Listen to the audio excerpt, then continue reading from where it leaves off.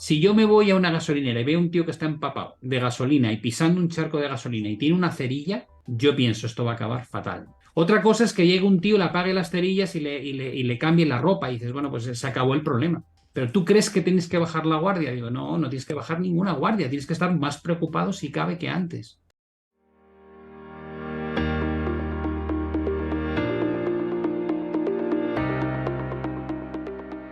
Antes de ver el vídeo al completo, recuerda darle a like, suscríbete a mi canal y déjame tu comentario.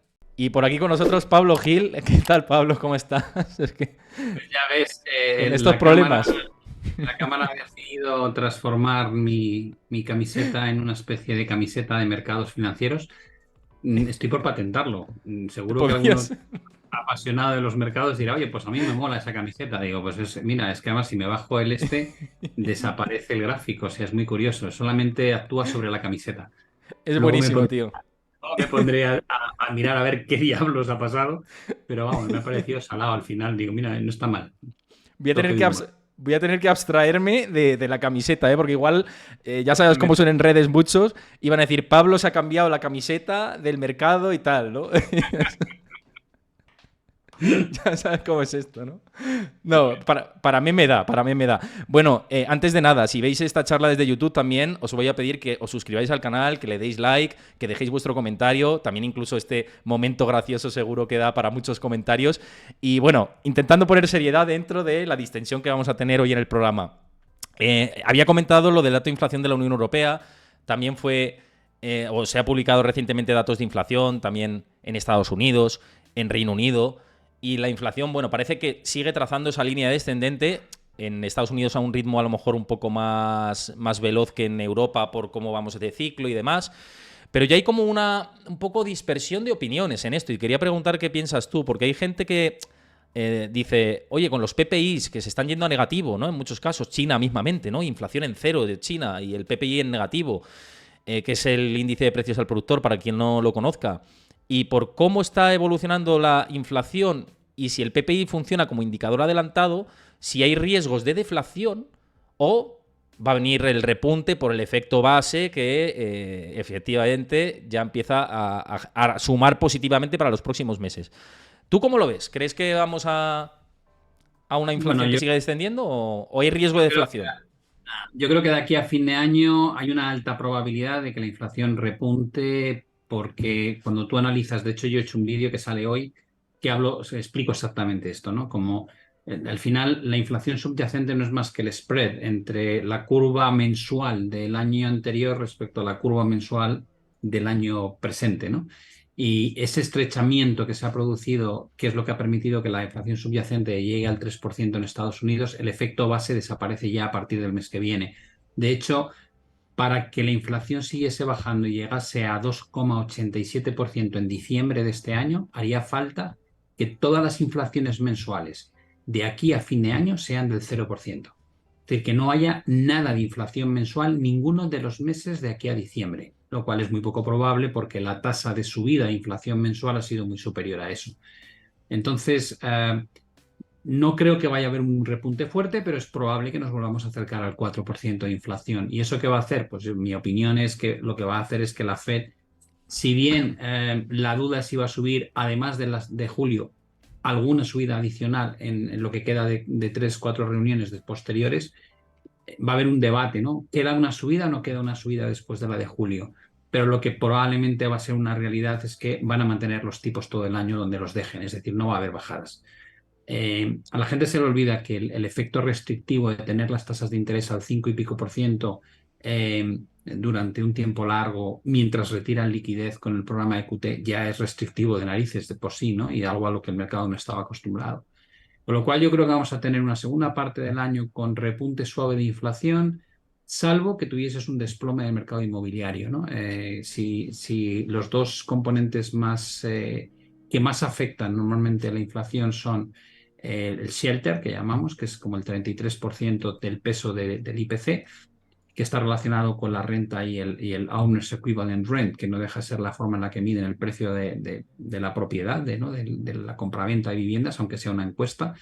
Y el otro factor es la energía. y la energía tiene un peso mucho menor de un 7%, pero a cambio unas variaciones porcentuales muy grandes, ¿no? Y además luego tiene efectos indirectos en transporte, tiene efectos en alimentación, con lo cual la suma es algo más de lo que parece a simple vista. Va a depender de eso, ¿no? Puede pasarte por ejemplo, ha ocurrido, ¿no? Que la contracción que hemos tenido en términos de precio de la energía tan brutal durante los últimos 6, 7 meses ha compensado la subida en la forma en que se mide la presión de la vivienda, que ha seguido subiendo hasta hace un mes. Y ahora podría ocurrirte que empiece a retroceder la presión de la vivienda y ayudase a que el IPC bajase, pero el crudo viene de 70, está en 76, pues que esos movimientos que a lo mejor se va hacia 80, pues compensen negativamente el efecto positivo del sector de bienes reales, de bienes raíces, perdón. Entonces, suponiendo que no hay un efecto neto ni a favor ni en contra, solo por efecto base, lo normal es que la inflación repunte un poco y se quede entre el 3,5 y el 4% de aquí a fin de año. Yo siempre decía que lo lógico era ver inflaciones superiores al 3% por esto que comentabas ahora mismo, y que y siempre, históricamente, siempre que la inflación había superado el 5%, había costado hasta 8 años de media bajarla por debajo de esos niveles del 3% y llegar al 2%, el objetivo de los bancos centrales. Pero yo decía, el único factor que puede hacer que la inflación caiga por debajo de esos niveles es que efectivamente sí que hay una recesión que afecte al empleo, porque entonces ya la demanda se drena y que vayamos a un esquema de deflacionario muy entre comillas, ¿vale? Porque para deflación tiene que producirse más otros efectos. Debía aparecer esto, ¿no? Una contracción del empleo importante y que coyunturalmente cayera el 3%. ¿A ti esto te parecería, dentro de poco probable que comentas, plausible? No, yo la verdad es que creo que la economía estadounidense está viviendo un periodo muy interesante porque va como por fases, ¿no? Tuvimos la explosión en consumo de bienes, cero servicios, porque no se podía. Ahora tenemos una recesión clarísima en el sector manufacturero y en el consumo de bienes. El otro día se publicaban los retail sales y fueron muy malos, sobre todo si lo miras en términos reales, son un horror. Términos reales teniendo en cuenta la inflación, ¿no? Estás alcanzando cotas de los mínimos del 2008 y del 2020, ¿no? En términos reales, pero a cambio tienes un sector servicios súper fuerte, ¿no? Y pesa más el sector servicios hoy que el sector manufacturero. Y es simplemente porque todavía se está gastando mucho en eso, en salir, en restaurantes, en viajes, en espectáculos. Y esa parte del sector servicios es lo que mantiene viva la inflación ahora mismo, ¿no? Si lo que es curioso desde el año 2020 es que no se producen los efectos de forma global, sino que van como en cascada, ¿no? Se van produciendo ajustes en cascada, lo cual en términos medios es muy positivo porque tiene un impacto menos negativo que si pasase todo a la vez. Pero la pregunta es, detrás de todo esto está el consumidor y el consumidor tiene una capacidad de consumo X. Dices, vale, ¿qué es lo bueno ahora? Dices, lo bueno es que si la inflación se queda en un entorno cada vez más bajo, con la presión salarial que hay, tú tienes una ganancia salarial por encima de la subida del nivel de vida, ¿no? Del coste de la vida, lo cual aumenta tu capacidad de gasto. ¿Cuál es la parte negativa? Que te has comido prácticamente toda la tasa de ahorro y que los costes financieros no hacen más que subir y no van a mejorar. Se podrán mantener, no irá más, pero tienes ahí un problema latente de cómo vas a tener que reestructurar o renegociar tu deuda a medida que va venciendo. Y esto afecta al gobierno, afecta a las empresas, afecta a todo el mundo, ¿no? Eh, con lo cual, la pregunta es, ¿va a haber o no va a haber una desaceleración suficientemente profunda? Si la hay, si acabamos viendo una recesión, por supuesto que la inflación va a dejar de ser un problema, porque en un proceso recesivo ya sabes que el consumo se hunde y además la tasa de desempleo sube, ¿no? Con lo cual la incertidumbre laboral hace que la gente pues, no quiera cometer gastos que no son estrictamente necesarios, las inversiones se reducen y todo eso genera un PIB cada vez más bajo y la inflación desaparece por arte de magia, ¿no? Con las recesiones. Ya pasó en el periodo posterior al año 80, ¿no? Con las dos recesiones que provocó la subida de tipos hasta el 20%. Con lo cual, ese escenario está ahí. La pregunta es, ¿se va a conseguir lo que el mercado descuenta? Visto un informe que decía que casi el 70% de los gestores confía en que lo que vamos a tener es un soft landing o un aterrizaje suave, pero no una recesión, y que la lucha contra la inflación se ha ganado. Ese es el mantra que nos mandan los bancos centrales, ¿no? Si eso ocurre, pues estamos en un momento idílico, porque habrán conseguido por una vez hacer lo que querían hacer, ¿no?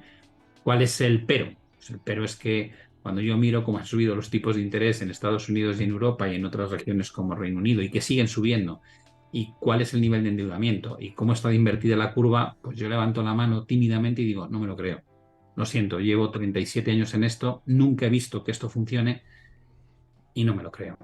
No me creo que vayan a hacer un soft landing sin un efecto dramático en el mercado y que no vaya a haber un problema en el mercado de crédito y que no vaya a haber un problema en el inmobiliario comercial de Estados Unidos y que no vayan a tener efecto en los bancos y que el consumidor no vaya a sufrir. ¿Por qué? Dices, pues porque en 37 años he visto esto hacerse muchas veces y nunca ha salido bien, ¿no?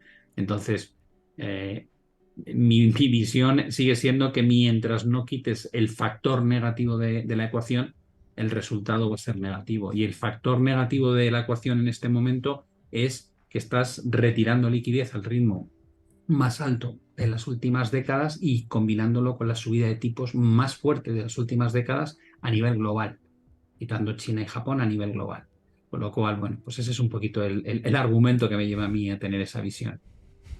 Me estaba riendo porque, claro, que mientras estamos tratando temas serios y con este fallo técnico de la camiseta de Pablo, mira, dice Tokyo Dab, ¿dónde se puede comprar la camiseta de Pablo Gil? Pues Yo que la tengo que patentar, que esta camiseta va a sentar tendencia. sí, sí, dice Pablo Franco, ostras, Ciber Pablo Gil, ¿eh? Sí, no, totalmente, totalmente. Oye, con respecto a esto que dices, volviendo al toque serio pero distendido de lo que estamos comentando, es verdad lo que comentas, ¿no? Y yo me he podido leer estos días varios papers de bancos de inversión, de Morgan Stanley, de Bank of America, de Goldman Sachs, y parece que, y Wells Fargo también, parece que van dando un poquito marcha atrás, están recogiendo cable. Uno, respecto a la recesión económica en Estados Unidos y dos, respecto a los precios objetivos del SP500. Están todos reestructurándolos. Pero fíjate, me llamó la atención mucho de Goldman Sachs, que es que dice que directamente no le preocupa absolutamente nada la inversión de la curva de tipos. Y te leo textual, Pablo, dice, no compartimos esta preocupación generalizada que se ha generado con la inversión de la curva de tipos. Dice, si los analistas son excesivamente pesimistas ahora, las expectativas en la curva probablemente también sean excesivamente pesimistas. Lo dice Goldman Sachs, en su último informe. ¿Qué te parece que ahora vayan por esta línea? Es verdad que ellos hablaban de una recesión del 25% de probabilidades, pero ya decir que esto no preocupa, no sé. No sé, en septiembre del año pasado decían que el S&P iba a llegar a 3.000. ¿Qué quieres que te diga, ¿no? Trend followers, cuando pinta mal, de repente incrementan su preocupación de lo mal que pinta y cuando pinta bien, se suben al carro del optimismo y te dicen que viva la fiesta. Eh, que se preocupen de sus resultados, que han sido bastante malos, ¿no? Llevan bajando las estimaciones a los analistas un mes para no quedar mal. Mira, la banca de inversión tiene un sesgo, ¿no? La industria tiene un sesgo. La industria tiene un sesgo siempre a pintar las cosas mejor de lo que son, porque ganan mucho más dinero en un entorno positivo que en un entorno negativo. O sea, les va en vena al negocio. Y siempre que pueden, pues van a sacar un discurso positivo, ¿no? Yo he puesto un tuit justo antes de entrar aquí que me hace gracia, pues te da una idea de cómo son. Cuando China dijo vamos a crecer al 5% y salieron los primeros resultados de crecimiento, de producción industrial, de consumo en China en el primer trimestre del año, todos ellos, Citi, JP Morgan, Goldman Sachs, Morgan Stanley, no, van a crecer al 5,5 y parecía una subasta, no, al 5,6. Pues yo digo que al 5,8, van a crecer al 6%. Y ahora no hago más que leer desde hace ya un mes. Qué decepción en China, qué poca revalorización de lo que es la actividad económica a raíz del abandono de COVID cero. Bajamos las estimaciones y cuando me he mirado hoy han bajado todos al 5%. Y digo, vamos a ver, tío, esa era la estimación en enero. O sea, pegáis unos bandazos, pero es que no tienen ningún problema. La falta de respeto, y esto pasa en la industria y pasa en todo lo demás. Yo últimamente que me he estado tragando los debates de políticos me he quedado fascinado, ¿no? Luego si quieres ya hablamos de eso, pero uff, madre mía. Lo que quiero decir es que qué poco respeto por lo que has dicho antes, que, o sea, da igual. Tú puedes soltar cualquier cosa y desdecirte 2 días más tarde y como que no ocurre nada, ¿no? Y digo, bueno, pero al final, si estás cambiando de opinión todo el tiempo, no pierdes credibilidad, ¿no? A menos que cambien mucho los argumentos. Y dicen, no, pues ellos no, ellos no tienen ningún problema, son súper positivos, luego el dato sale mal y son súper negativos. Y dices, pues que esto no aporta valor, o sea, si eso también sé hacerlo yo, ¿no? ser súper positivo cuando las cosas parece que van mejor que de lo que preveías, pues dices, pues genial. ¿Y dónde está la diferencia de cómo analizo yo al menos? Digo, no, yo utilizo los argumentos que me llevan a una visión negativa. Y dices, y los argumentos son lo que importan. Y es lo que si cambia, yo cambio de opinión y si no cambia, no cambio de opinión. Y dices, vale, ¿cuál es el principal argumento negativo? Digo, que estamos tensando una cuerda que va a acabar explotando. ¿Por qué? Y dices, porque el endeudamiento es máximo y porque estamos tensionando las condiciones monetarias en todo el mundo. Así de sencillo. De la misma manera que cuando nadie confiaba que hubiese inflación, decíamos, con este incremento de la masa monetaria y lo que habéis hecho con los programas fiscales, va a haber inflación. Y dices, vale, pues tienes que ser fiel a tus argumentos, ¿no? Y dices, si sigues viendo que hay un problema y dices, ya, pero no se ha dado el problema, digo, pues, ¿qué prisa hay? ¿Y qué prisa tienes? Cuanto más suban las tasas de interés, cuanto más estires esa goma, más probable es que haya un accidente. Y cuanto más convencimiento haya de que no va a haberlo, más probabilidades hay de que lo haya, siempre y cuando los argumentos estén en pie. El mayor problema de 2022, ¿cuál fue? Que había una presunción de recesión casi unánime, que todo el mundo hablaba, de hecho se decía, la recesión más cacareada De la historia. de la historia, ¿no? Y por eso no ocurre. Digo, ya, pero vamos a ver, por eso no ha ocurrido todavía, no es que no ocurra. No ha ocurrido porque el posicionamiento a lo mejor era extremo en cuanto a la postura defensiva. Y dices, vale, pero ¿cuál es el problema que crees que va a llevar a que haya una recesión? No, no el negativismo, no, lo que están haciendo los bancos centrales, claro. Y eso ha cambiado, digo, no ha cambiado nada. Han subido la apuesta. Ahora hablan de 5,6% de tipos en el Fed, que ya veremos si se cumple, en lugar de 5,11. Y el BCE te dice que no sabe dónde van a acabar, porque mira la inflación subyacente, ha vuelto a repuntar de 5,3 a 5,5. Entonces, la sensación que dices de el argumento de preocupación sigue estando ahí, para que la gente nos entienda. Si yo me voy a una gasolinera y veo un tío que está empapado de gasolina y pisando un charco de gasolina y tiene una cerilla, yo pienso esto va a acabar fatal. Si alguien me dijese, pues el tío lleva ahí 2 horas y no ha ocurrido nada, digo, ya, y ahora tiene 2 cerillas, una en cada mano, encendidas. Ya, pero no ha pasado nada, digo, genial. Pero tú crees que tienes que bajar la guardia, digo, no tienes que bajar ninguna guardia, tienes que estar más preocupado si cabe que antes. ¿Por qué? Porque las condiciones de riesgo siguen estando presentes. Otra cosa es que llegue un tío, le apague las cerillas y le cambie la ropa y dices, bueno, pues se acabó el problema. Claro. Ya no está el problema de raíz que te preocupaba, ya no puedes seguir teniendo una señal de cuidado con lo que va a pasar, pero es que no ese es el escenario. Por eso a mí me fascina que la gente valora lo que ocurra en función de lo que está pasando, no si tiene sentido lo que está pasando. Y para mí la clave de un buen analista es que analizas si tiene sentido lo que está pasando. Para mí no tiene sentido, pero entiendo que pase. Llevo 37 años viendo que estas cosas pasan, pero yo no soy uno más. Yo ya tengo mi experiencia, he gestionado un fondo muy grande y ya sé lo que es la disciplina y ser riguroso con tus argumentos y me siento cómodo quedándome ahí en esos argumentos y decir, bueno, pues ya llegará, sí, va a llegar un momento muy bueno para poder entrar, ¿no? Mientras haya riesgos, pues lo vino desde la barrera. El tema es, yo también por hacer un poco de autocrítica personal por lo que yo he ido comentando, que además coincido en que la recesión está ahí, los riesgos están ahí y no mirar los riesgos de la inversión de la curva de tipos, que no ha fallado como indicador adelantado de la recesión desde la Segunda Guerra Mundial. Creo que una vez, de una manera que se invirtió de manera técnica, pero no ha fallado y sobre todo cuando se ha profundizado a los niveles que tenemos ahora. Pues yo por autocrítica digo, igual hemos corrido demasiado y a la hora de mandar mensajes de estos indicadores no fallan, pero claro, con qué lapso temporal, ¿no? Y que cada recesión es diferente y que cada momento es diferente, ¿no? No quiere decir que no vaya a ocurrir, es lo que dices y coincido en eso. Pero a lo mejor es una cuestión de timing, ¿no? Que Bueno, porque la gente es muy cortoplacista y yo he explicado también, claro. muchas veces que la inversión de la curva lo que te dice es que hay un riesgo futuro, pero es la desinversión de la curva la que te da el timing de la recesión. Y eso lo he explicado hasta la saciedad ya. Es cuando se desinvierte la curva, cuando te queda muy poquito tiempo hasta que se declare la recesión. ¿Por qué? Porque cuando se desinvierte la curva es cuando la Fed es consciente de que se ha equivocado y que tiene que empezar a bajar tipos. Y eso normalmente no lo hace con antelación, lo hace cuando ya la ha liado. Entonces, ese es el timing que estás buscando. Y luego lo demás, dónde cotiza la volatilidad, dónde cotiza el spread de crédito, el nivel de endeudamiento, el nivel del coste financiero de las cosas, en la situación del sector bancario. Esos son eh, catalizadores adicionales que puedes vigilar y que refrendan tu escenario o lo rebaten, ¿no? Y tienes que tenerlo en cuenta. Si tú tienes 8 de 10 que te dicen que el riesgo está ahí, que no solamente no se ha disminuido, sino que ha aumentado,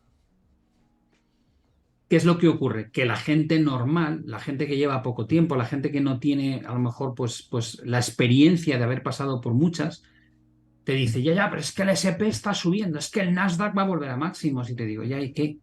Es que en 2021 las tecnológicas que no ganaban dinero subieron un 500%. ¿Las quieres comprar por eso?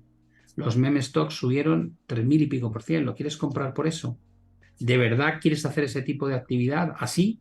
De ir siguiendo a la masa. Yo sigo a la masa cuando el fundamento tiene lógica, pero cuando el fundamento no tiene lógica, tiene que haber algo de muchísimo peso, o como para querer meterte, ¿no? Y yo en su momento, siempre lo cuento, hay un vídeo que lo cuento, en noviembre de 2020 volví a entrar en la bolsa, después de haberme salido cuando empezó el COVID. Y dices, ¿por qué te metiste? Digo, pues porque estaban haciendo una política monetaria y fiscal que no tenía límite, o sea, QE ilimitado, compraban todo.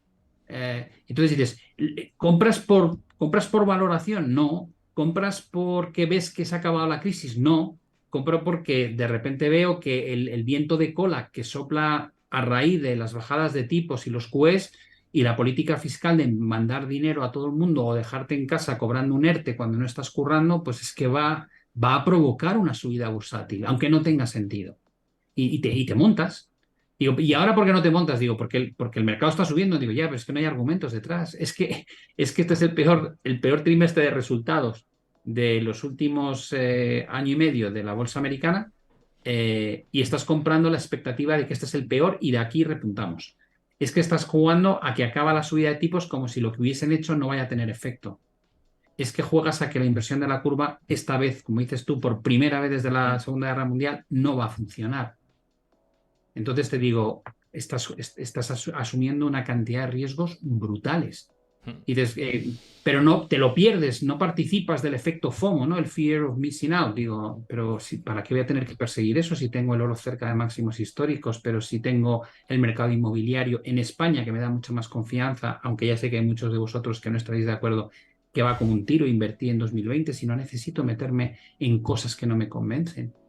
O que me van a quitar el sueño en el momento en que empiezan a darse la vuelta, porque sé que los fundamentos de debajo no son buenos, ni las valoraciones son atractivas. Que Pero luego Pablo, pasa.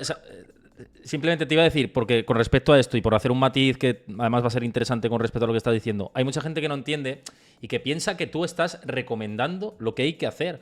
Es que decía que nos íbamos a ir a 3000 o no sé qué. Yo lo he leído mucho por lo que me han puesto en YouTube y digo, pero si Pablo lo que comparte es su visión, no está diciendo que hagas nada, ni Pablo, ni yo, ni quien sea.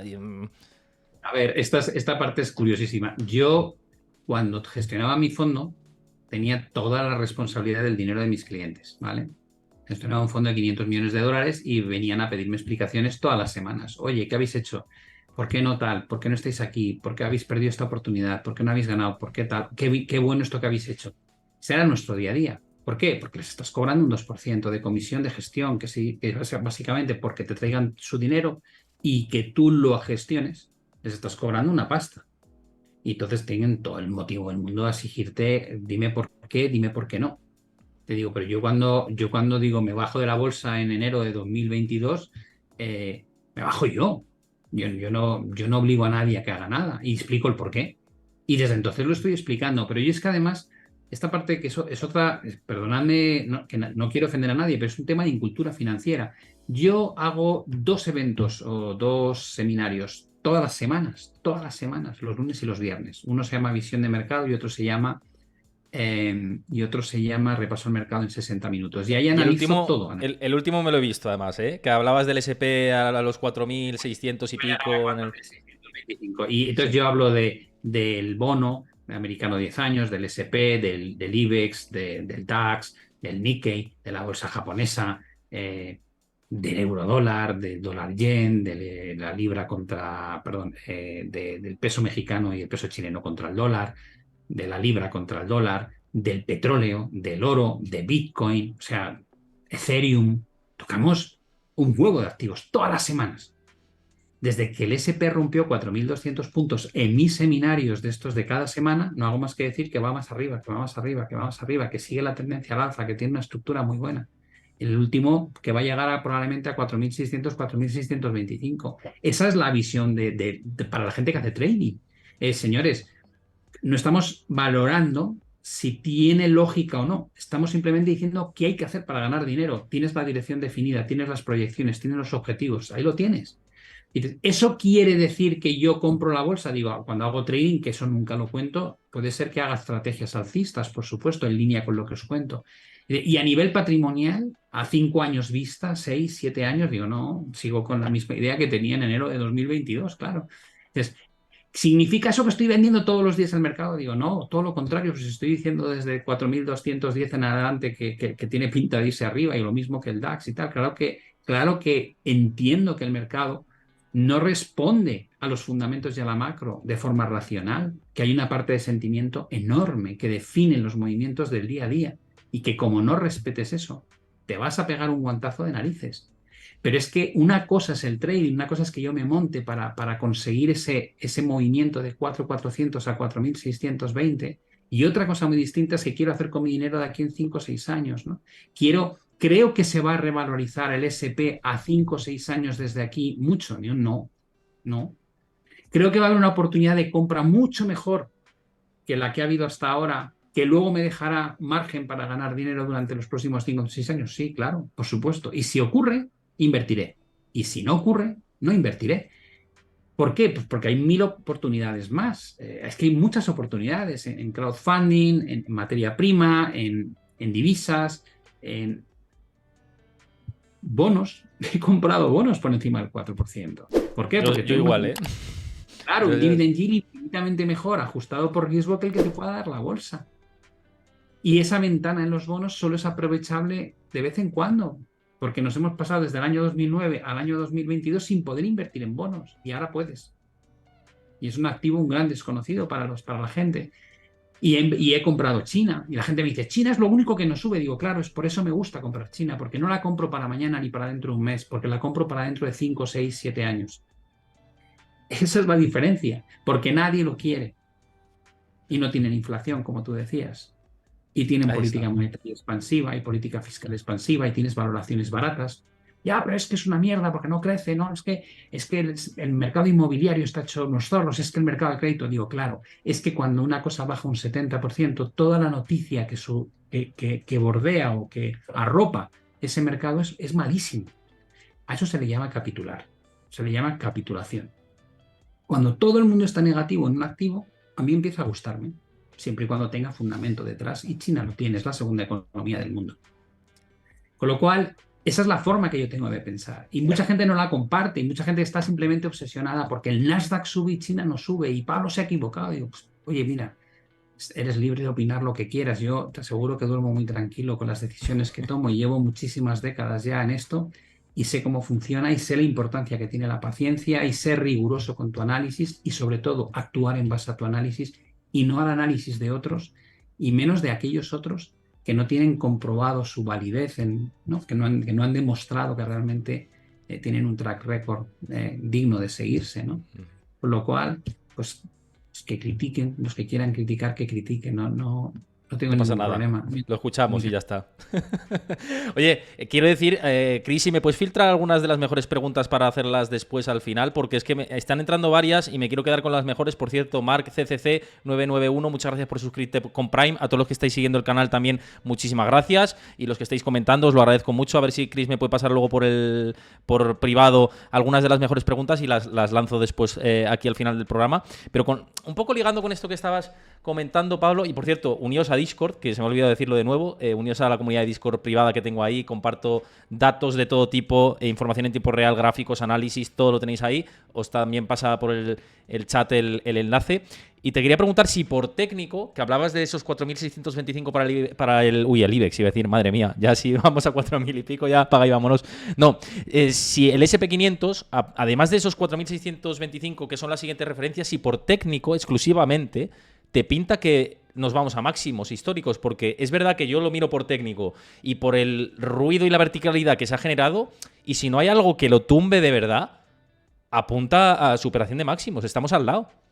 Todo es posible. Date cuenta que dejamos octubre de 2022 con un nivel de pesimismo muy grande, con un underweight enorme por parte de gestores en renta variable, con mucha cobertura, y todo eso se lleva limpiando, ya ha avanzado un montón. Cuando tú miras ahora ya la entrada de dinero en bolsa ya es muy numerosa.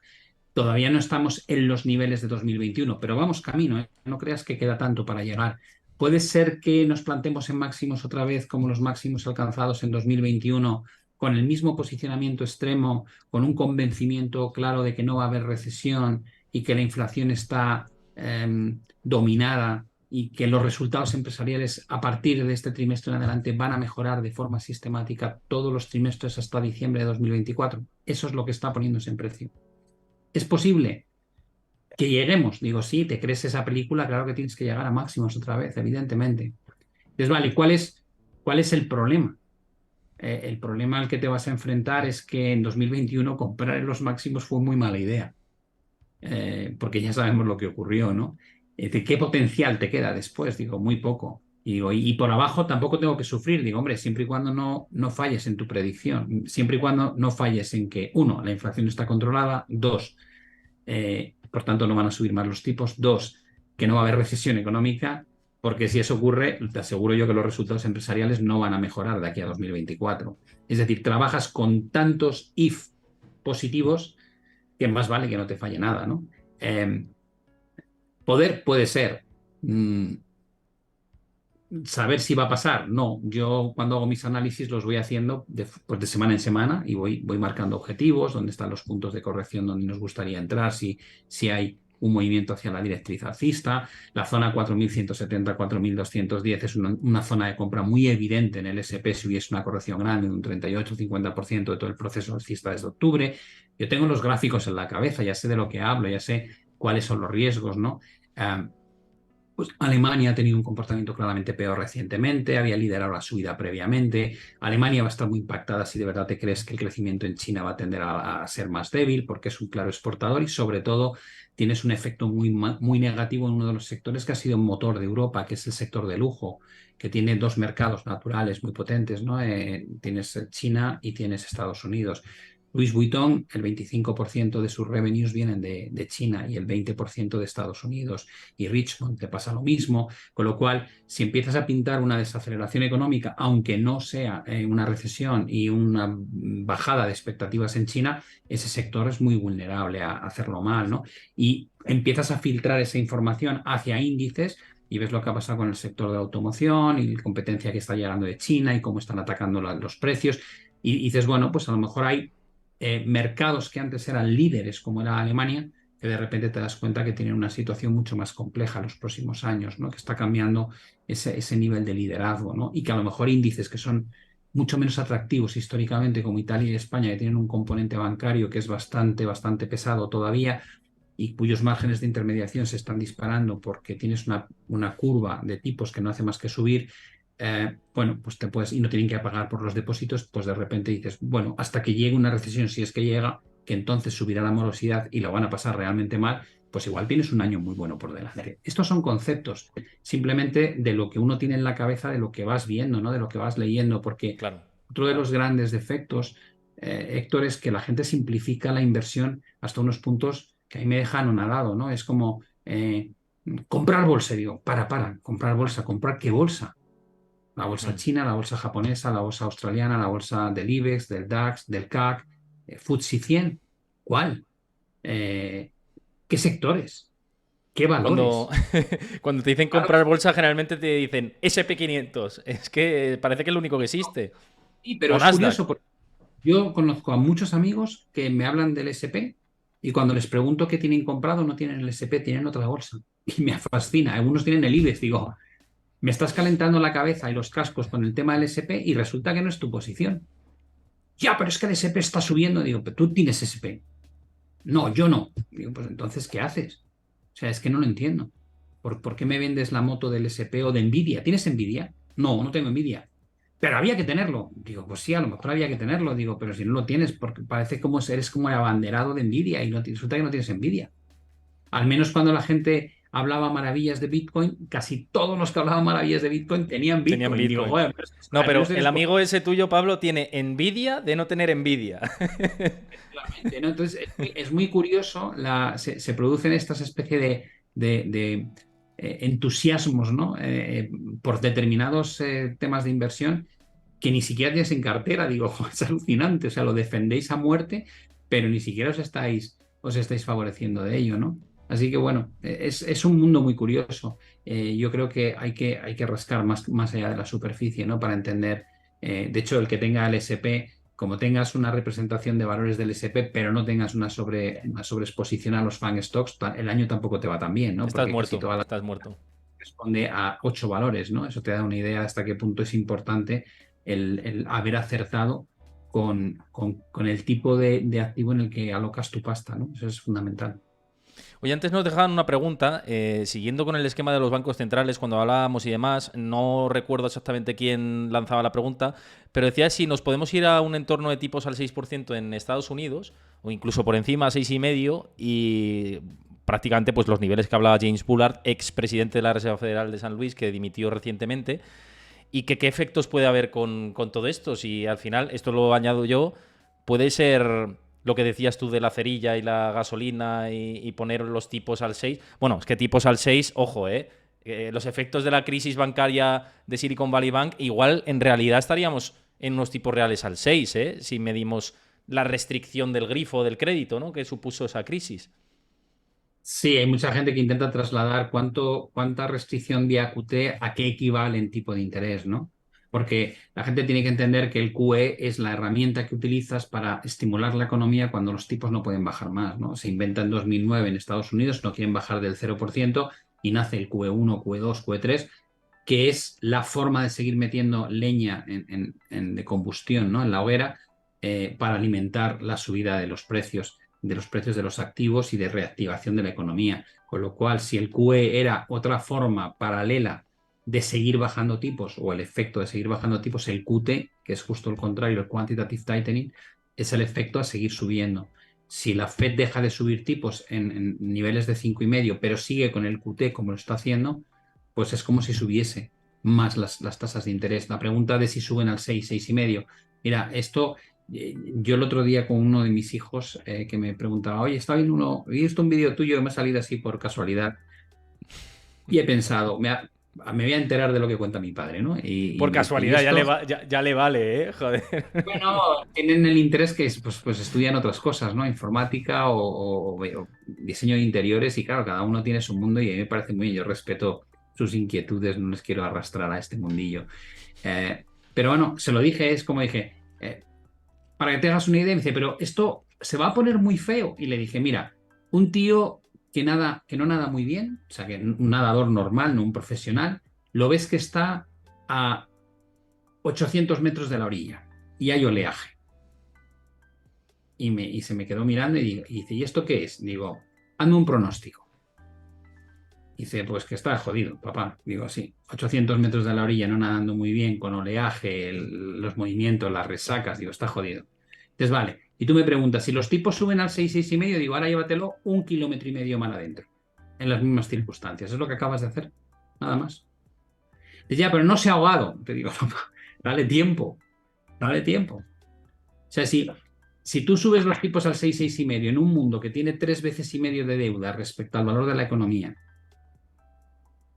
donde tienes un sector de inmobiliario comercial que está en la auténtica ruina, con una exposición al inmobiliario muy alta, con una burbuja inmobiliaria, con un consumidor que ya no le queda tasa de ahorro, con un gobierno que no puede implementar políticas fiscales porque acaba de aumentar el techo de deuda, y aunque haciendo trampillas siga aumentando ese gasto, ya no puede sacar paquetes equivalentes a los que sacaron en 2020 y 2021. No les van a dejar, porque parte de la negociación del techo de deuda fue precisamente controlar ese gasto fiscal. Y un banco central que hoy por hoy todavía está preocupado por la inflación y está subiendo tipos y no bajándolos. Te estás llevando al nadador cada vez más lejos. Y claro, alguien diría, pues no se hunde. Te digo, pues fenomenal, pero tú estás tranquilo. Esa es la pregunta. ¿Tú estarías tranquilo? Aunque flote, aunque lleve una hora flotando, ¿tú estás tranquilo? Y te digo, yo no. ¿Por qué? Digo, porque en esas circunstancias es como se ahoga la gente. Y entonces te llega Goldman y te dice, pues yo no tengo ningún miedo de que ese tío le vaya a Efectivamente. pasar nada, de que le vaya a pasar nada malo. Y te digo, pues me parece muy bien, señor Goldman, que usted no tenga ningún miedo. Yo, que he estado en las playas durante 37 años, he visto esto repetido una y otra vez y se ahogan todos. Con lo cual, ojalá no se ahogue, pero la probabilidad que le asigno a que se ahogue es muy alta. Esa es la historia. Efectivamente, yo es que coincido en todo eso. Otra cosa es que lo que comentaba antes, que el timing no vaya acompañando o que la gente quiere las cosas para ahora. O para, tú dices una teoría y lo quieren ya, ¿no? Pero Pero es que yo vendí mi fondo después de 13 años, entre otras cosas, porque llega un momento en el que dices, bueno, ahora que ya no necesito ese dinero o el dinero que se ganaba y tenía todo el estrés, te digo, ya no me merece la pena. Ya no quiero tener que depender de la opinión de un tercero. O sea, ya no quiero tener que dar explicaciones a un tercero. Ahora manejo mi patrimonio. Eh, dices, al tercero que de verdad tiene argumentos y tiene derecho a exigirte, ¿no? El que te ha puesto la pasta y al que le has cobrado. Entonces dices, pues te pones en otro plano. Y dices, ¿tú compartes lo que opinas? Digo, sí, pero yo lo comparto libremente, yo no cobro a nadie por lo que opino. Con lo cual, yo, si un día quiero dejar de opinar sobre el mercado, dejo de opinar y se acabó el problema. Yo no existe una relación comercial ahí. Dices, bueno, entonces yo lo hago libremente. Dice, la gente se puede cabrear o puede estar muy contenta. Digo, yo ya he visto en las redes sociales que es así como funcionan, ¿no? Tienes auténticos fans en ventanas de tiempo concreto cuando estás fino y cuando ellos consideran que estás errando, pues se convierten en haters. Digo, vale, es genial. Es que, ¿qué quieres que te diga? No sé cómo explicarlo. Es que me da igual. O sea, es que son así las cosas, pues son así. mm, Si no me divirtiese, si no me gustasen las redes sociales a pesar de estas circunstancias, pues no estaría en las redes sociales. Igual que dejé de invertir en un fondo de inversión o gestionar un fondo de inversión, ya está. Pero es que me divierten, a pesar de los comentarios, ¿no? Y digo, bueno, pues muchas veces los leo y digo, pues gente que evidentemente debe llevar poco tiempo en el mercado, ¿no?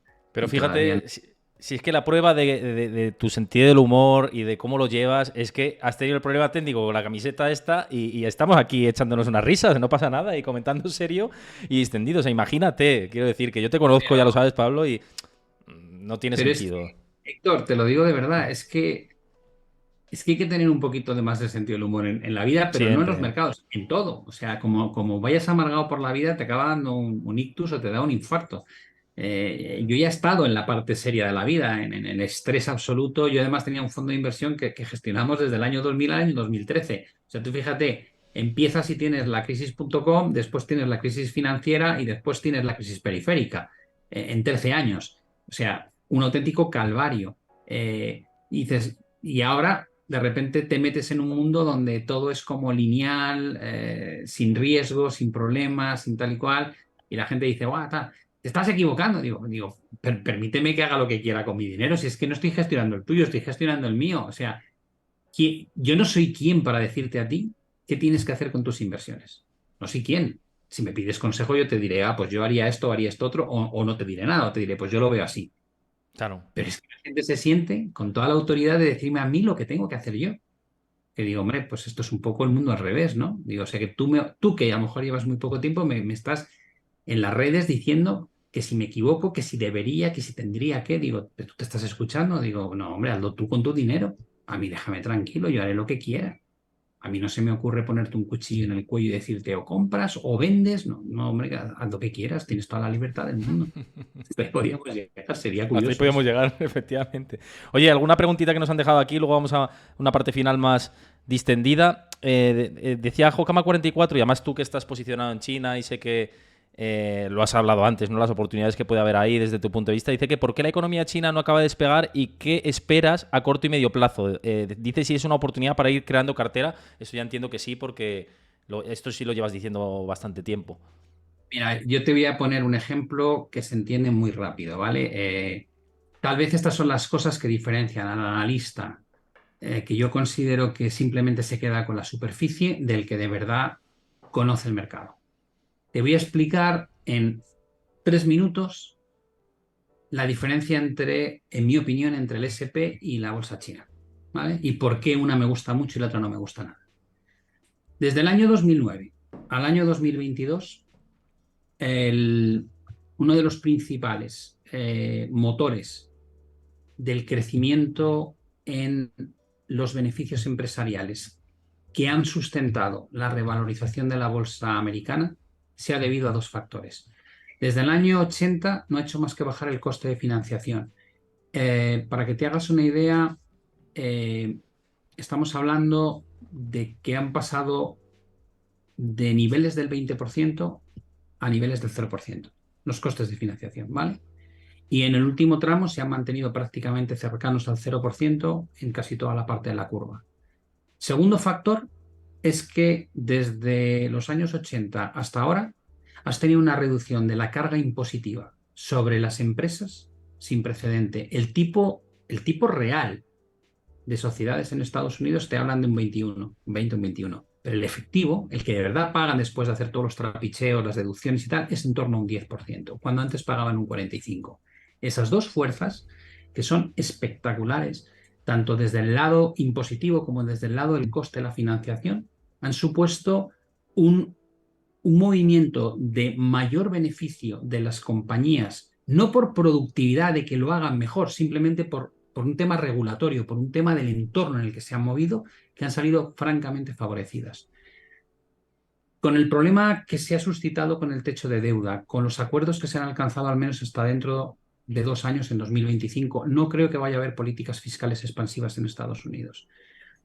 El tipo de interés puede volver a retornar abajo, pero probablemente incluso la Fed se lo va a pensar antes de volver a dejar los tipos al cero, teniendo en cuenta lo que han vivido con la inflación. Con lo cual, mejor que en 2019 no va a estar, porque los tipos estaban al cero. Y por el lado fiscal va a estar peor. Ese crecimiento de ayuda continuado en el tiempo que has tenido durante décadas ya no va a existir. ¿Vale? Esa es una cosa que no vas a tener. Y dices, vale, ¿cuál es la capacidad de crecimiento en resultados de las empresas estadounidenses que sustentan el S&P para llevarlo por encima de los máximos de 2021? Te digo, pocas. Confiar en que la inteligencia artificial genere un boom. Dices, bueno, ya, pero eso no se implementa de un día para otro ni de un año para otro. Eso tarda años en consolidarse, como pasó con Internet, que tardó 10 años hasta que aparecieron las grandes ganadoras de las FANG stocks.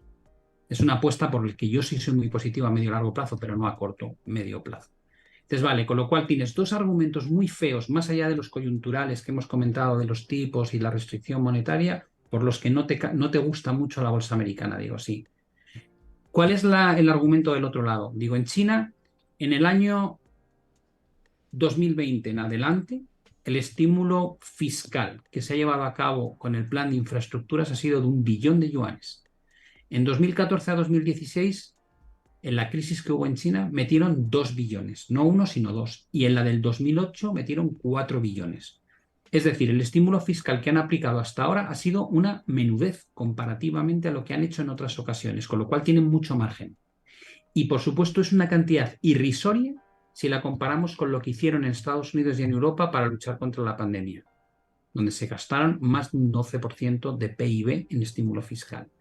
Por el lado monetario, China ha bajado los tipos desde el año 2020 en 0,60%, 60 puntos básicos. En 2014-2016 lo bajaron 225 puntos básicos. Y en 2008, la crisis 2008, en 300 puntos básicos. ¿Qué me dice eso? Que la capacidad de reacción del gobierno chino a nivel de política fiscal y del Banco Central de China a nivel de tipos de interés todavía tiene mucho margen, mucho margen. Y que no tienen problemas de inflación precisamente porque ante el problemón de 2020 no actuaron como en Europa y en Estados Unidos abriendo las compuertas de la liquidez, creando el 25% de todo el dinero fiat que existía en año y medio y bajando los tipos a tasas negativas. No hicieron eso y por eso no tienen problemas de inflación. El único país, ni siquiera Japón, se libra de las presiones inflacionistas. El entorno en China, para mí, siendo la segunda potencia económica del mundo, es muy favorable. ¿Tienen que implementar las ayudas? Claro, por supuesto. ¿Tardarán? Pueden tardar, pero tienen esa capacidad. Lo que veo a 2 años vista en Estados Unidos no me convence nada. Este análisis es un análisis macro, ¿vale? Más allá de la parte técnica, que lo que busca son argumentos de fondo, argumentos de base, que dices, jolín, Pues viéndolo así, te digo, vale, pues viéndolo así es por lo que yo compro China y no compro Estados Unidos, a pesar de que todo el mundo está comprando Estados Unidos ahora mismo y nadie quiere comprar China. Y por ejemplo, Pablo, ¿cómo ves MSCI World como opción para diversificar y que al final es tener exposición global, en Sí, cierto pero sentido? peso muy alto en Estados Unidos. Ahí Sí, tienes el problema de que el reparto de pesos, pero hay equiponderado también. Hay MSCI World equiponderado, por ejemplo, que lo haces así, ahí... lo haces así mejor, porque si vas a la AGWI, al final te meten emergentes, pero pesan mucho menos que Estados Unidos, ¿no? Que las bolsas de Estados Unidos. Entonces, yo no sé lo que va a pasar con los FANG stocks. O sea, a lo Sí. mejor no hablar de todos los FANG stocks como en conjunto es un error ya de por sí, ¿no? Porque habrá unos que tengan éxito y otros que no. Pero sí me gusta cuando invierto a 5 o 10 años vistas, sí que me gusta tener argumentos macro, porque creo que la macro importa un montón en esos plazos, ¿no? Y, y porque en mi experiencia, cuando encuentras esos momentos en los que nadie quiere estar, si hay argumentos de peso, surgen las mejores oportunidades. Y donde todo el mundo quiere estar normalmente es porque la fiesta está muy extendida ya. No quiere decir que no pueda durar 2 años más, pero está muy extendida. Estás corres el riesgo de haber llegado muy tarde porque ya todo el mundo lo está comentando porque todo el mundo está dentro, ¿no? Entonces, bueno, es una forma, es mi forma de invertir, es mi forma de ver los mercados, que no quiere decir que sea la correcta, que no quiere decir que no haya otras mejores. Simplemente es la mía. Y lo único que pido yo cuando entro en las redes y tal, lo único que pido, digo, respeta mi forma de hacer las cosas, pero si además no te va a costar a ti un chavo, si lo hago con mi dinero, déjame que me equivoque. Pues en China, digo, pues genial, pues me equivocaré, pues déjame, ya lo perderé. Si yo no tengo ningún problema, no te voy a llamar luego para pedirte explicaciones de nada, te lo aseguro. Es tu riesgo asumido y ya está, no tiene más que eso. Oye, Camfer 2030 también nos decía, no, perdón, Pezcor nos preguntaba, dice, muchas gracias por vuestro contenido, cracks, o sea, que intuyo que es seguidor de los dos canales, así que agradezco mucho que tenga seguimiento de los dos canales. Decía que cómo vemos invertir ya en bonos a largo plazo del gobierno de Estados Unidos y de la Unión Europea y en bonos de Estados Unidos ligados a la inflación a largo plazo. Si te parece, bueno, te lo lanzo a ti, Pablo, si te parece como una buena apuesta. De hecho, ya te digo que muchas gestoras de fondos me están trasladando, esto es información, que están posicionándose mucho y sobre todo en estos meses previos a verano, en bonos de largo plazo. Están ya viendo como una oportunidad, ya no solo de corto, ya dicen en el tramo corto no les interesa tanto y se están yendo a largo plazo. ¿Tú cómo ves esto? Yo cuando supero el 4% me metí a largo plazo, ya lo hice hace tiempo. Hubo un tiempo que estaba toda la curva por encima del 4% en Estados Unidos, os recuerdo, antes de que se invirtiese. Y además lo dije en las redes sociales, creo que es una oportunidad buenísima, yo lo voy a casar con mi hipoteca fija en el mismo plazo. ¿Merece la pena? Me parecería ridículo que alguien, o sea, vamos otra vez a utilizar argumentos macro, porque hay veces que me sorprende, o sea, mucha gente pregunta cosas que yo digo, pues si en cuanto desarrollas la película macro de debajo se entiende muy fácil. El único motivo por el que no quieras tener bonos de largo plazo en Estados Unidos es porque creas que la inflación no va a remitir. Que te va a pasar como en los años 70, que después de haber corregido como ha hecho ahora, de repente se va a ir para arriba con mucha fuerza. Si eso pasa, la Reserva Federal no va a dejar de subir tipos de interés y la va a liar parda, va a acabar generando una recesión, porque es lo que tuvo que hacer Paulson en su momento, ¿no? Y dices, vale, ¿tu mayor riesgo cuál es? Digo, que la inflación no remita. Entonces, vale, si la inflación no remite y la Fed sigue subiendo y subiendo y subiendo y subiendo tipos, digo, pues estás llevándote al bañista que decíamos antes cada vez más lejos de la orilla. El único activo, el último activo que querría tener yo en esa circunstancia es la bolsa. Porque sé que al final la solución es provocar una profunda recesión, tanto si les gusta como si no. Y dices, vale, y el del bono también se muere, ¿no? Digo, no, depende si lo llevas a vencimiento o no. Si tú compras con una capacidad de aguantar tu posición a vencimiento, salvo que haya un default en Estados Unidos, tú recuperas tu dinero a vencimiento y los cupones que has cobrado por el camino.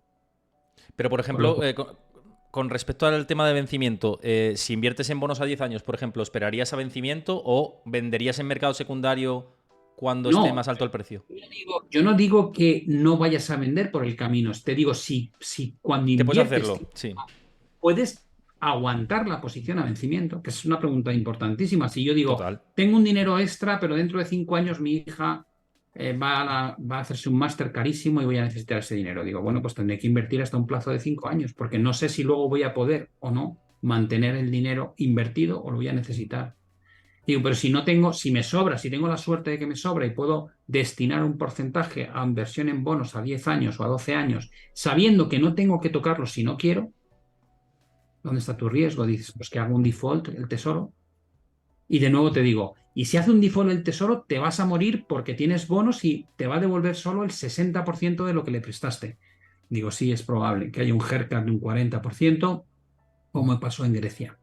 Digo, pero tranquilo, que si hay un default por parte del Tesoro estadounidense, que es la primera potencia económica del mundo, que tiene como principales tomadores de su deuda a Japón y a China, y todas las economías del mundo tienen como moneda refugio el dólar, si hace un default Estados Unidos, tu última preocupación es el 40% que le pierdes a tu inversión en bonos. No te digo dónde se va la bolsa. O sea, tienes la Gran Depresión del 29 montada y probablemente un escenario de guerras en el mundo. Es decir, no te haces una idea de lo que supondría. Y cuando la gente me dice, ¿cómo lo sabes? Digo, ¿tuviste la que se lió con Grecia? Pues tú sabes que Grecia aportaba un 4% del PIB de Europa, ni siquiera mundial, pues si no pintaba nada. Y mira la que se lió. Imagínate Estados Unidos.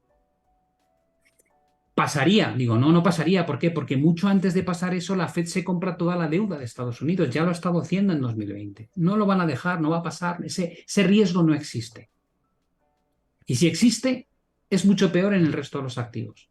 Con lo cual, el bono es una alternativa muy buena con esa rentabilidad.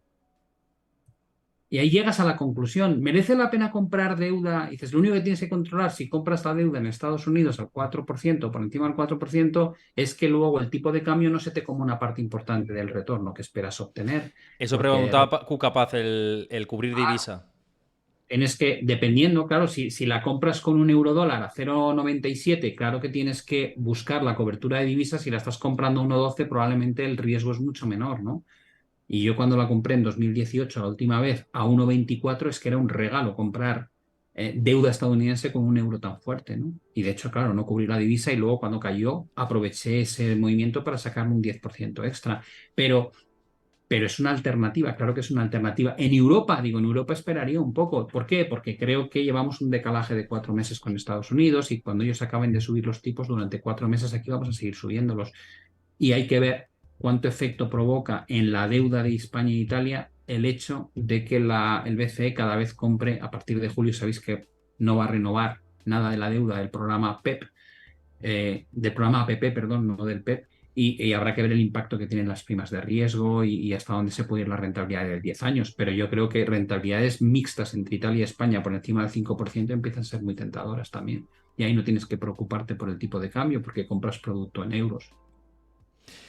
Vamos a ir a otro tema, ya abordando temas más allá de mercados y también relacionado con la economía, pero como bien sabes, estamos ahí a las puertas de las elecciones, que antes no me voy a meter en fregados políticos, pero sí te voy a preguntar o que reflexionemos hasta qué punto influyen la elección de buenos líderes para la parte de la economía, ¿no? Porque en el debate este, que fue más un patio de colegio que un debate, lanzaron mentiras de un lado, del otro lado, uno diciendo que la inflación subyacente es la permanente, el otro diciendo que España crecía o cuadriplicaba tasas de PIB, llevaba cuadriplica.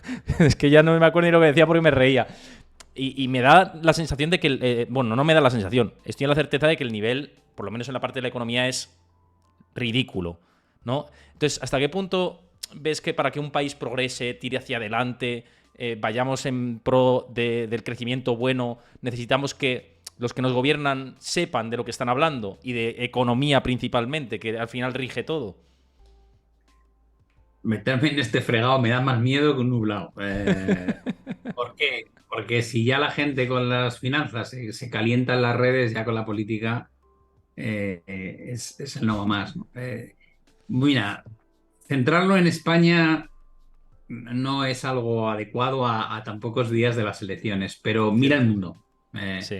Estados Unidos, 300 millones de habitantes y lo mejor que tienen para las elecciones es presentar a Donald Trump, un tío que ha incitado a tomar el Congreso, eh, que decía que era bueno tomar lejía para luchar contra el COVID. No sé, por seleccionar algunas de las cosas que ha dicho, ¿no? Y en el otro lado tienes a un tío octogenario que cuando acaba los discursos no sabe hacia dónde tiene que ir e intenta saludar a alguien que no está ahí, que se despide de un discurso diciendo viva la reina y dices, pero ¿qué estás diciendo? O sea, yo pienso, 300 millones de ciudadanos y esto es lo mejor que podéis llevar a las urnas. O sea, de verdad se me cae el alma a los pies. Pero claro, luego pienso que en Italia has tenido, ahora tienes a Meloni, anteriormente tenías a figuras como Berlusconi, esos cambios de gobierno continuos, esas batallas campales en el Congreso. Te vas a Francia y ves a Macron que tiene Francia o tiene ahora mismo como en llamas, socialmente es un auténtico avispero. Si te vas a Reino Unido es como verte Benny Hill, o sea, miras todo el proceso de Liz Truss y de Boris Johnson en las fiestas durante la pandemia con el pelo que parece un nido y lo miras y dices, esto no está pasando, o sea, de verdad, dime que esto no es así. Te vas a Brasil y antes tenías a Bolsonaro, otro que decía que era de mariconazos el ponerse la vacuna, presidente de Brasil, y luego el que le sustituye, anterior presidente que ha pasado por la cárcel, Lula da Silva, ¿no? Y dices, eh, de verdad, de verdad, esto es lo que, o sea, esto es lo mejor que podemos sacar. Creo que hay una pérdida de valores absoluta en la política. Creo que hay una falta de liderazgo tremendo, que la calidad de los dirigentes es muy baja. No hablo de ideologías, da igual, ya No, habéis no, visto que exacto. Total, partidos de total, derecha total. sí, da igual. Y cuando te vienes a España, pues claro, es tu país y te duele más, ¿no? Y yo cuando veo cómo hablan de la economía, mi mujer me dice, cálmate, que te va a sentar mal la comida, porque es que hay veces que me dan ganas de decir, déjame ir un momento, o sea, déjame 10 minutos con este indocumentado. A ver si le explicamos que si yo engordo 10 kilos un año y luego engordo 5 kilos otro año y luego engordo 1 kilo otro año, no estoy adelgazando, sino que me acabo de poner con 16 kilos como un sollo, y que eso no es adelgazar, porque cuando escuchas a Nadia Calviño hablar de que la inflación está bajando porque ya está al 1,9, dan ganas de agarrarle por las solapas y decirle, pero tú, a ver, ¿eres una delincuente o eres simplemente imbécil? Porque no me lo puedo creer que des este discurso. O cuando ves a... Y no es por un partido u otro, podríamos encontrar situaciones en ambos lados. Pero cuando te dicen estas cosas de España es el país que más está creciendo, digo, sí, claro, lo que no cuentas es que la carrera eran 8 vueltas y que tú en la última vuelta vas más rápido que lo que han hecho los demás en la última vuelta, pero es que todos llegaron ya hace un año. Es que tú estás ahora recuperando terreno perdido, pero todos recuperaron niveles pre-COVID un año antes que tú. Con lo cual, sí, no estás mintiendo, España crece ahora más rápido que Alemania o que Francia o que Italia, es verdad, pero lo que no dices es que todos ellos durante los últimos 2 años crecieron muchísimo más que nosotros y superaron las cotas de tamaño de la economía que tenían en 2019 y nosotros estamos llegando ahora, o hemos llegado ahora. Entonces, juegas con la información, a la gente le cuentas una película para que de alguna manera surta efecto el discurso que quieres valer, hacer valer, pero estás completamente jugando con los datos, ¿no? No estás enseñando, claro, la gente normal te dice, bueno, pues está bajando la inflación. Digo, pero ¿cómo puedes decir esa barbaridad?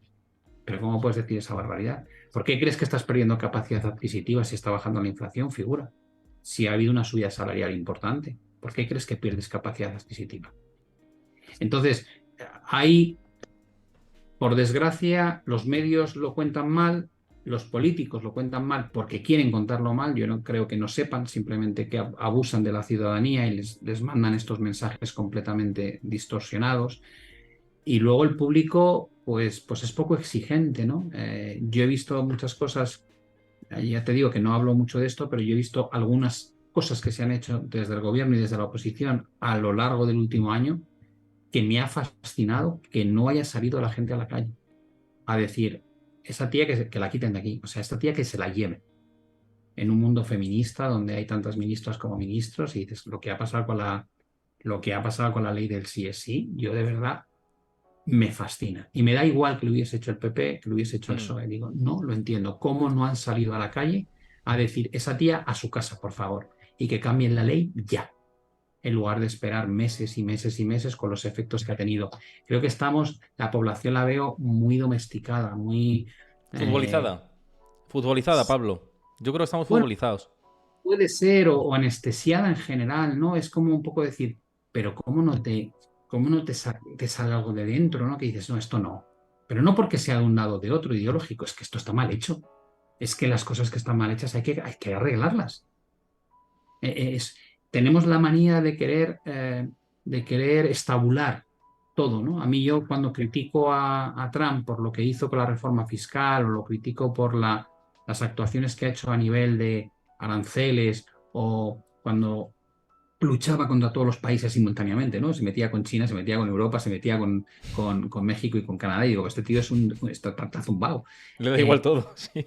todo el mundo decía, es que eres un rojo, es que tal. Digo, pero sí, lo que estoy juzgando son actos, no estoy juzgando ideologías. Y luego cuando critico a Biden y digo, pero ¿cómo se le ocurre hacer esto? ¿Cómo que esto de condonar la deuda estudiantil? Tal? Es que eres un facha. Digo, vamos a ver, que estoy juzgando actos que está mal hecho, punto. Que no, olvídate de ponerme una etiqueta. Qué obsesión por poner una etiqueta.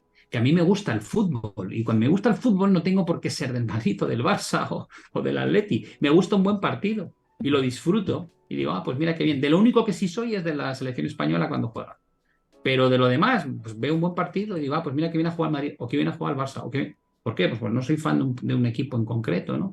Y en la política me gusta tener ese acercamiento a, ¿está bien hecho o está mal hecho? ¿Tiene sentido o no tiene sentido? Y juzgas eso y ya está. Pero la gente no es capaz de hacer eso, ¿no? Porque al final tenemos esta mentalidad de lo que dice el de mi partido está bien siempre, sea una auténtica estupidez o no. Como lo ha dicho de mi partido, es correcto y a defenderlo a muerte. Y si lo ha dicho el del partido contrario, aunque tenga sentido, eso jamás. Voy a criticarlo a muerte. Bueno, pues así tenemos la sociedad que tenemos, con una capacidad de análisis casi nula, con una prontitud al titular brutal, que lo compartimos a toda leche, pero luego nadie lee la noticia. Nadie indaga, nadie mira realmente lo que hay debajo para tener una opinión, porque eso tiene un coste de tiempo, de trabajo, de análisis. Entonces, bueno, no solamente me deprime un poco la capacidad de los políticos que tenemos, también me deprime un poco la sociedad que estamos construyendo. Es una pena, pero es lo que hay. Hay que luchar Y contra eso y por lo menos fomentar la educación financiera en nuestro caso para que la gente entienda que cuando la inflación cae no quiere decir que... como cuando los medios dicen que la inflación está cayendo, y yo aquí hago también autocrítica por parte de muchos compañeros que deberían hacérselo mirar en el sentido de publicar determinadas cosas. Claro, si la tasa general de inflación cae del 5 al 4, la inflación no cae, sino que estamos creciendo, los precios están creciendo a un ritmo mucho más lento. Lo que decías del peso yo creo que se entiende bastante bien. Y yo creo que debemos empezar por ser transparentes, apostar por canales independientes como es el tuyo, como es el mío, y que la gente vaya entendiendo un poco todo, cómo funciona todo esto, ¿no? Oye, por abordar la parte final del programa quería tocar algunos temas así distendidos, y esto nunca te lo he preguntado porque siempre me ha llamado la atención y me ha fascinado como tu poder de superación, ¿no? A lo largo de tu vida, con tu historia personal. Y quiero que nos cuentes un poco cómo te sobrepones a las limitaciones que te pone la vida, ¿no? Para conseguir tus objetivos, para seguir hacia adelante. Bueno, yo te diría que sobrevives porque si no mueres. Es decir, hay un momento, cuando tienes una enfermedad degenerativa severa,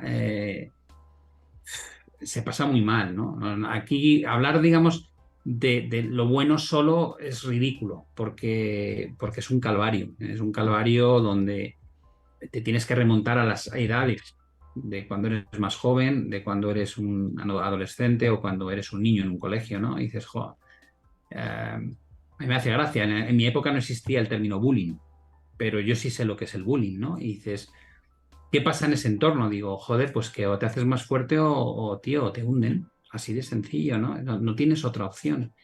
Y tienes siempre algo que los demás no tienen, y es que eres muy consciente de lo que no tienes y de lo que tienes. Y la gente me dice, bueno, ¿y los demás? Digo, no, los demás no sabéis lo que tenéis.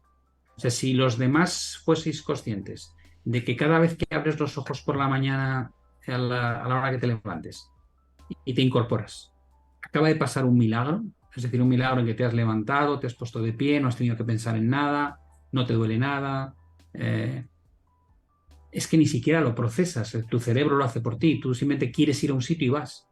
Eh, es, es un milagro como si alguien pudiese volar y los demás lo mirásemos diciendo, pues es un superhéroe, puede volar, ¿no? Es un poco esa sensación. Y dices, vale, Yo cuando me levanto, no tengo problemas de vista, cuando me levanto, de verdad que lo recuerdo, digo, jo, qué bien, qué bien que veo, eh, qué bien que oigo. ¿Por qué? Pues porque no puedo andar o porque tengo una discapacidad que me afecta a un 70% del cuerpo. Y dices, entonces, eh, lo valoras, digo, lo valoras un huevo. ¿Y cuándo das el cambio? ¿Cuándo eres capaz de pegar un salto en tu vida y decir, a partir de ahora voy a alcanzar pues, todos los objetivos que me marque? Pues hay un momento, cada uno lo alcanza en un punto distinto, en el que dices, no puedo, pasas de decir no puedo a decir cómo lo hago, ¿no? Creo que es la frase que mejor lo define. Mm. Te pasas la vida quejándote de la mala suerte que has tenido y por qué yo y por qué no este y por qué no esto tal y pero por qué me ha tenido que tocar a mí y tal. Y hay un momento en que dices, ya para, ya está muy bien, el duelo está muy bien. Eso no va a arreglar tu vida. O sea, ya es una putada, lo sabemos todos. A partir de aquí tienes que pensar, estas son tus cartas, ¿qué haces con ellas? Y tú dices, no, es que yo tengo dos y los demás tienen cinco. Y dices, vale, tienes dos cartas, deja de pensar que los demás tienen cinco, tienes dos, ¿qué haces con ellas? Tienes que hacer la partida mejor con esas dos cartas. Y descubres, cuando cambias la actitud y empiezas de verdad a meterte en ese mundo de voy a ver cómo lo hago, que con dos cartas puedes hacer un huevo de cosas, ¿no? Eh, Hasta el punto de que si tienes suerte y ahí el entorno hace un montón, yo tengo un entorno maravilloso de mi hermana, mi hermano, mis padres, eh, luego mi mujer y mis hijos, pero tienes un entorno en el que en ningún momento te ponen límites, te hacen creer, o sea, tú les convences de que tú puedes y ellos no te coartan tu limitación. Mi padre me compró una moto con 11 años, joder, y yo arrancaba la moto con la mano, porque no tenía fuerza con el pie para bajar la palanca, yo la arrancaba con la mano. Eh, bueno, pues mi padre podría haber dicho ni de coña, vamos, ni loco, te voy a comprar una moto, pero no, mi hermano tenía moto, pues tú también tienes moto, ¿no? Ese tipo de actitud es la que te va fraguando como persona y hay un momento en el que te das cuenta que esto lo puede todo, que realmente el poder de la mente es increíble. Y todo lo que tenías malo antes lo conviertes en positivo, te sube la autoestima, te empiezas a creer que puedes llegar, empiezas a darte cuenta que cuando tú te lo crees, la gente empieza a verte de una manera distinta. Yo muchas veces, pues a veces me pasa con mi mujer, ¿no? Que vamos en el coche y cuando llegamos a un sitio, mmm, se baja y se va hacia el restaurante y le digo, "Psst, la silla", me dice, ay, perdona. Porque dices, es que se me olvida que vas en silla de ruedas. Digo, ya, claro, sí, pero hay que bajarla. O sea, si quieres la meto, la meto yo detrás para que no tengas que sacarla. Y no, no, que va, la saco.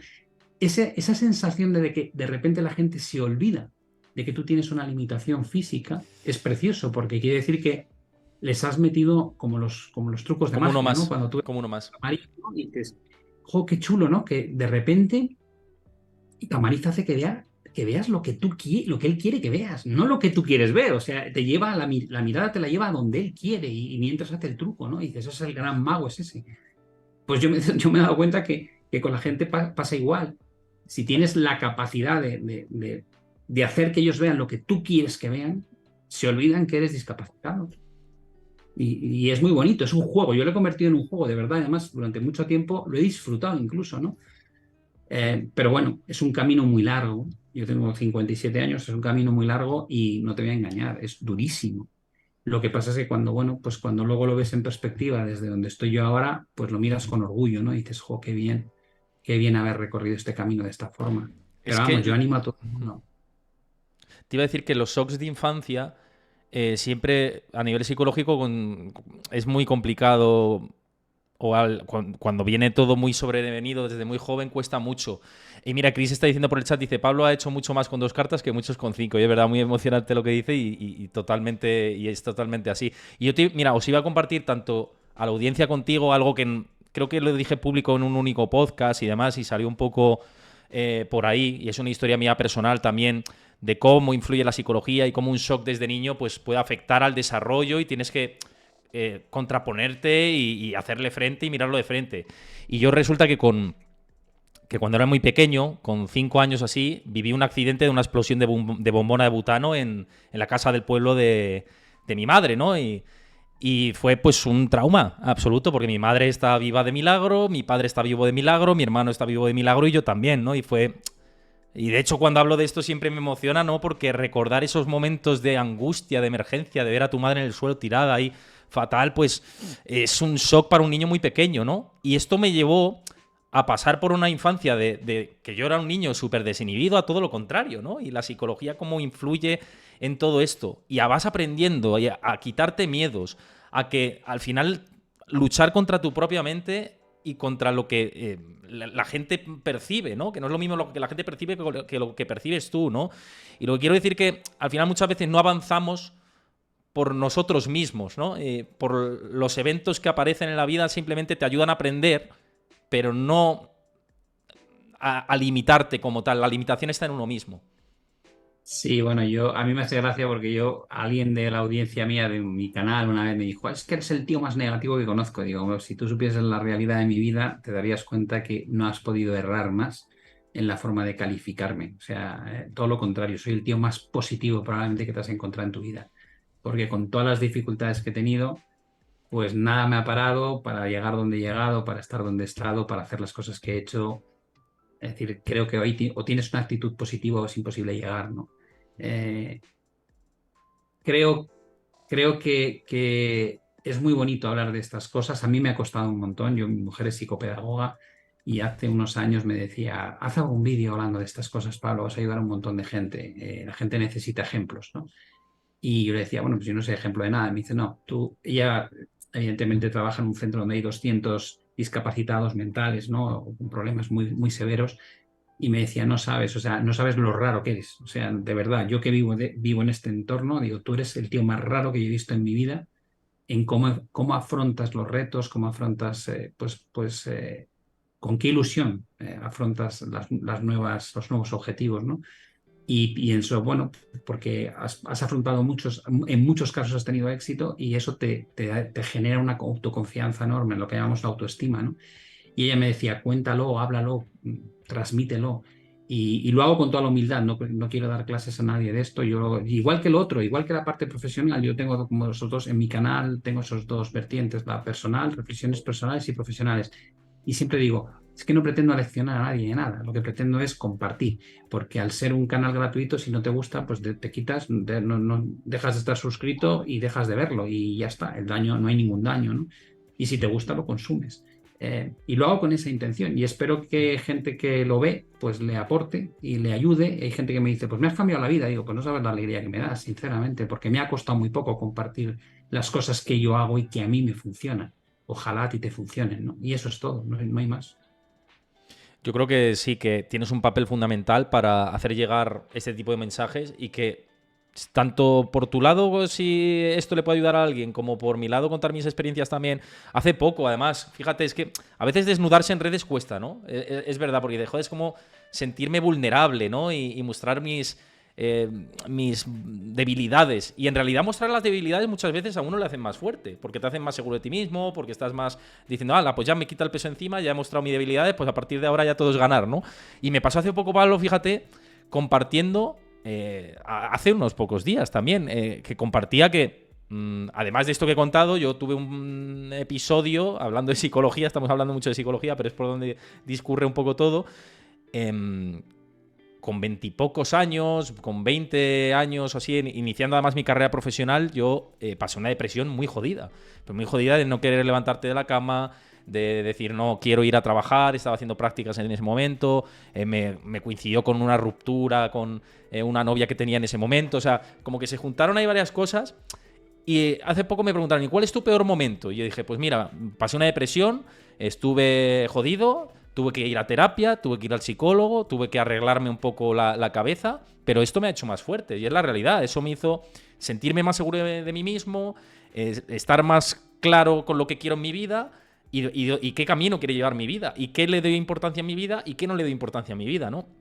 Y yo creo que es importante comentar eso porque luego ves la reacción de gente que está pasando por eso mismo o que ha pasado por eso mismo, ¿no? Y como que empatizan contigo. Y si tienes una capacidad de influir en ese sentido, en el buen sentido, para que la gente se sienta tranquila, que no son bichos raros, que son gente normal, como todo el mundo, ¿no? Oye, pues eso que ganas, ¿no? Con ese mensaje. Sí, a mí me ha pasado ver que a veces te abres, ¿no? Cuentas un poco las cosas y me acuerdo que uno de los comentarios que me hizo mucha gracia que me dijo, ¿qué pasa? ¿Que te has leído este verano no sé cuántos libros de autoayuda? Dije, no, tío, te estoy contando mi vida. Ojalá fuese porque que esto que te estoy contando fuese porque he leído libros de autoayuda. He tenido que aprenderlo en mi propia piel, ¿no? Y el tío se disculpó rapidísimamente. Jo, no lo sabía, Pablo, de verdad. Digo, no pasa nada, hombre. Digo, pero sí, la relación en las redes sociales no deja de ser curiosa, ¿no? Hay gente que básicamente le gusta todo lo que haces, hay gente que valora mucho que te abras, ¿no? Y que no seas tímido en este aspecto. Y hay otra gente que igual que te critica pues temas de visión de economía, te critican estas cosas, que yo a veces me fascina. Digo, pero ¿cómo puedes criticar esto si te estoy hablando de cómo he llegado hasta aquí? Si no es una cuestión de que lo critiques, ¿no? Es una cuestión, es mi vida. No la consumas si no te gusta, pero criticarla.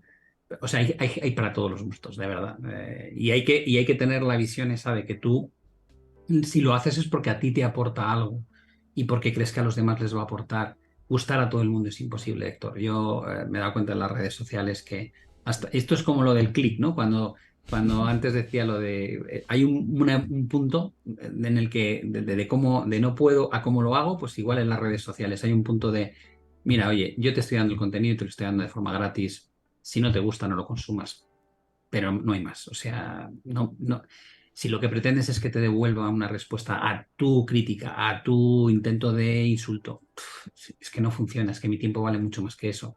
Con lo cual, ahórratelo, no lo hagas. Y nosotros como proveedores de contenido, pues tenemos que asumir que hay gente que simplemente está a disgusto con todo. No es que estén en contra tuya, Héctor, y contra mía, es que están así con todos, ¿no? Y dices, bueno, pues esa gente es una gente que está muy amargada, y yo lo siento por ello, y que parece que disfruta simplemente fastidiando, ¿no? Y dices, pues no les dediques ni un ápice de tu tiempo, olvídate, si hay 99% del resto de la gente merece la pena y es con los que compartes historias bonitas, ¿no? En las redes sociales.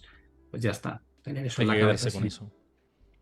De hecho, bueno, por abordar por tocar el punto final, que esto que comentas, no sé hasta qué punto puedo hablar o no, pero se viene alguna sorpresita con Pablo hablando de estos temas. En breve tendréis novedades de esto. Seguramente hablemos de creación de redes, etcétera. Estad atentos a las redes sociales de Pablo y a su canal de YouTube. Que puede venir por ahí alguna sorpresita. Más no voy a decir, más no voy a decir. Por dejarlo en suspense. Bueno, Pablo, que como siempre un placer charlar contigo, tanto de temas de mercados como la parte así más íntima. Ya sabes que para mí, referencia profesional, pero personal también. Lo hemos hecho este directo más largo porque además es el último que vamos a tener hasta ya después del verano, que nos tenemos que tomar un descansito los dos. Lo necesitamos, que ha sido un año muy intenso en creación de contenido, en redes, en los diferentes proyectos en los que estamos. Y nada, pues eso, que muy feliz verano y que en septiembre vendremos ahí con la máxima energía los dos, seguro. Pues sí, un placer como siempre estar aquí en el canal, Héctor, y por supuesto un saludo a toda la audiencia. Aprovechad que tenéis gente como Héctor que está haciendo este análisis continuo y en vivo del mercado, que es un lujo que gente buena te brinde estos servicios de esta manera, ¿no? Yo siempre digo que hay que ser agradecido con la gente que te regala su tiempo, porque el tiempo vale un dineral. Y cuando alguien te lo cede de forma gratuita, pues eso es algo que hay que reconocerlo, ¿no? Y disfrutarlo. Del de Héctor y el de otras personas que conoceréis que hacen lo mismo, ponerlo en valor que de verdad que hay que hacerlo y merece la pena. Pues lo dicho, muchísimas gracias, gracias por esta recomendación. Yo insisto, los que no sigáis a Pablo, que seguramente de todos los que estáis aquí lo seguís ya, Chris os va a pasar por el chat el enlace a su canal de YouTube, que es una maravilla. También su cuenta de Twitter, bueno, lo encontráis por redes como Pablo Gil Trader en todos los sitios y por supuesto que ultra mega recomendable, ultra mega recomendable. Y lo dicho, mañana tenemos programa aquí a las 6 de la tarde con Juan Ramón Rayo, o sea que esta semana viene bastante intensa, será el último programa de la semana y la próxima especiales de los bancos centrales. Seguramente hagamos estos dos programas y las claves de la semana, seguramente 3 programas la próxima semana. Os mantengo al tanto en redes sociales. Pero bueno, nos quedamos con este programa, este cierre con Pablo Gil antes del verano Y nada, que paséis muy buena tarde, refugiaos del calor intenso que tenemos, seguid el canal de Twitch si no lo habéis hecho, porque estamos ya a tiro de 2, me parece, o de 3 de los 4.800 seguidores, así que venga, animaos a seguirlo y suscribiros también al canal. Y os espero en Discord, que antes lo he dicho, ahí comparto información en tiempo real, gráficos, análisis, debates con vosotros, todo lo tenéis al alcance, todo lo que queráis saber de economía, ahí lo tenéis, de información al momento. Lo he dicho, Pablo. Sí. Recuérdales que ya no queda stock de la camiseta, que Es verdad, la está... camiseta están comentando ahí que qué pasa con la camiseta, que te lo pienses en lanzar. Oye, si te lanzas el negocio de las camisetas, yo voy a medias contigo, ¿eh? Yo me apunto a ese negocio, ¿eh? Bueno, Un abrazo a todos y nos vemos mañana. Hasta mañana, chao. luego, chao.